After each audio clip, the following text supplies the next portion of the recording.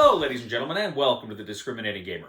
You know, I once had a buddy fall into an upholstery machine, but now he's fully recovered. Today we're going to go ahead and take a preview look at Kingdom Battle from Mind Inventions.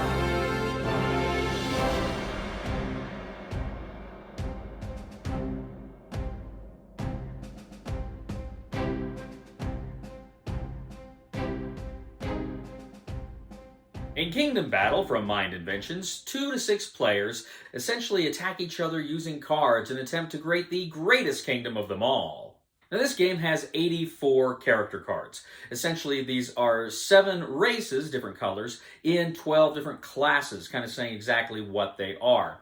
You've also got some wild cards, too, that will help you as well. You also have 30 action cards with 10 different action card types scattered in there. And what you're going to do is you're going to take both of these card decks, you're going to shuffle them, you're going to place them in the middle of the play area, and then you're going to want to make sure you have enough room for a discard pile for the action cards, but not the character cards. Now, before you start the game, you're going to decide if you're going to play an easy, a medium, or a hard game. Now, each of the character cards kind of has different values for each of those playing types. An easy, a medium, or a hard. So you're going to want to all agree on which difficulty level you're playing before you begin. Now, at the beginning of your turn, you're going to decide which other player you're going to attack. Now, all things being equal, you're going to have to attack the player on your left. However, if you have the deathmatch card, action card, you can then select any other player with which to have a battle. Now, once you decide who you're attacking, both you and the defender are going to select a number of cards from your hand that you're going to play for that round, for that battle. You're going to go ahead, select those, and put them face down in a stack, because ideally you don't want your opponent to know how many cards you're putting out. Now, when you play your character cards, there are a few things you have to remember. First of all, you can just play a single card. In that case, you're just playing the one card, not much else to worry about. But if you play multiple cards, you have to do them with certain sequences and certain orders.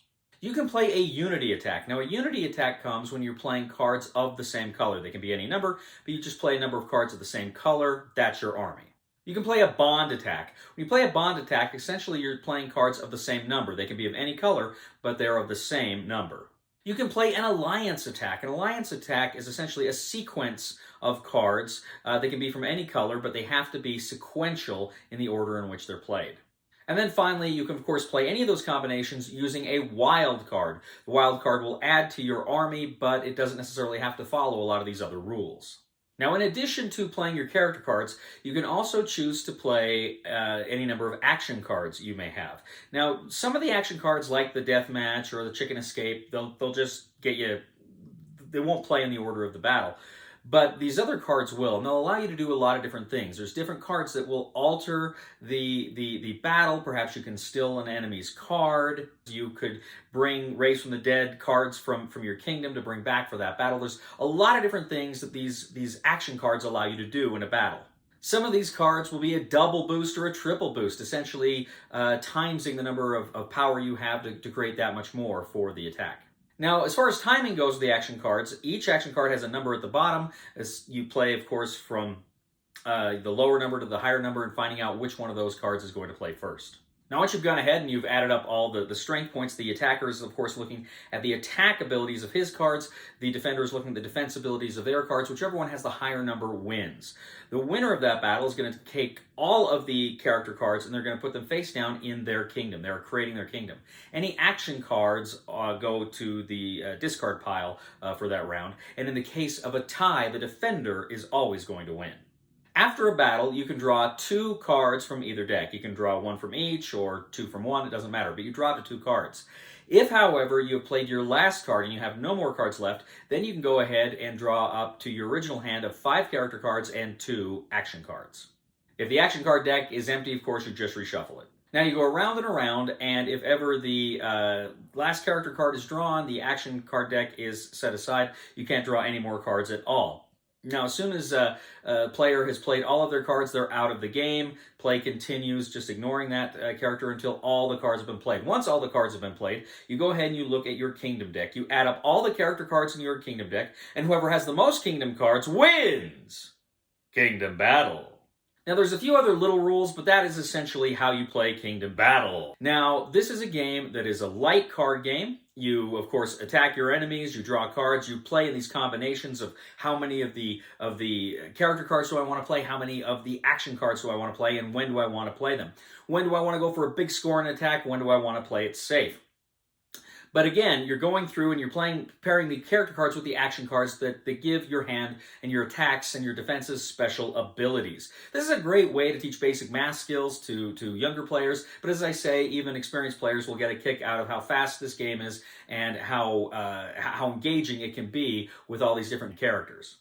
The game also boasts some really fun artwork. The cards have different, as I said, they're different classes, and each one has different a little bit of different art on them that looks really, really cool and fun and interesting. It's a colorful game, it's a bright game, it's a happy game. So this is a game that will be up soon shortly on Kickstarter. I'll go ahead, I'll post the link to that Kickstarter campaign in this video description, and if this looks like something that might appeal to you, go ahead and check out Kingdom Battle. Well, ladies and gentlemen, thank you once again for joining us on The Discriminating Gamer. Please, please, please subscribe to our YouTube channel. Please check us out on Facebook, on Twitter. Please leave comments. We'd love to hear back from you and see what you have to say. And I'd ask you to also please check out my other channel, that is Cody Carlson, PhD, where we talk about history, military history. I posted some of my recent course lectures there. Check those out if that's something you're interested in. And please subscribe to that channel. That'd help me out a lot as well. You know, ladies and gentlemen, I told my wife the other day that her eyebrows were painted too high. She seemed surprised. Please somebody help me on my feet again, and I don't know where I'm going, and I don't know where I've been. Please somebody help me on the solid ground. It's a long time, and I'll be dying. Once a year I wind up in the band. I bet Cody's #1 game is going to be Mousetrap.